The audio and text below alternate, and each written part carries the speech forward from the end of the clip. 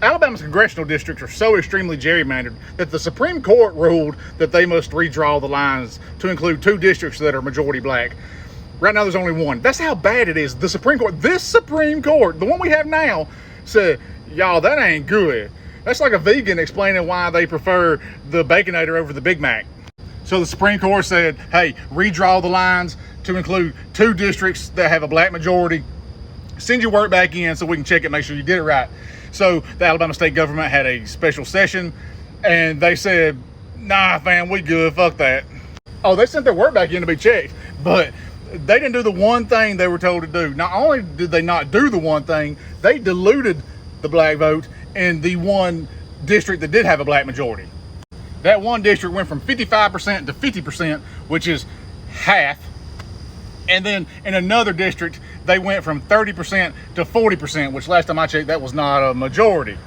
Well, Congressman Gary Palmer says, actually, the ruling to redraw the lines is a very serious step backwards. How much you want to bet he quotes Martin Luther King? Palmer said, we spent years working against segregation. We bought into the teachings of Martin Luther King Jr., who said you don't judge people by the color of their skin, but by the content of their character. We worked hard for equality and assimilation to be Americans and not be viewed as one group versus another. You can always count on a conservative using that one Martin Luther King Jr. quote to justify why black citizens shouldn't have equal representation or an equal voice. Supreme Court didn't say, hey, draw a district that only has black people in it. They just said a black majority. Palmer goes on, yet now we're pursuing an argument that says, in many respects, given the impression that at least if you're black, you can only be represented by a black person. If you're white, you can only be represented by a white person. What? Are you saying that all black people will vote for Candace Owens just because she's black? That's not very content of their character, Gary. Black people make up about 30% of Alabama's population. There are 7 congressional districts. 2 with a black majority is equality. About as fair as you can get.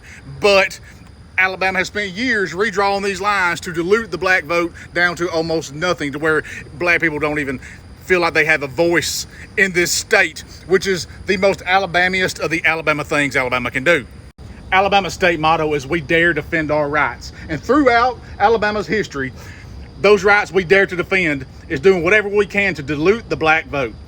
And right now, conservatives using lines on a map to dilute the black vote down to barely anything, because to them, black citizens having an equal voice, that's actually segregation to them. We dare defend our rights, no matter how ignorant those rights are. Hallelujah and roll tide.